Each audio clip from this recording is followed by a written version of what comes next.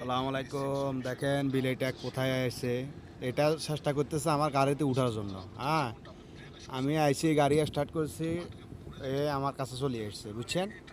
আসে কি করতেছে, এ শুধু মানে উকি দিতেছে, দেখতেছে মানে কিভাবে আমার গাড়িতে উঠবে।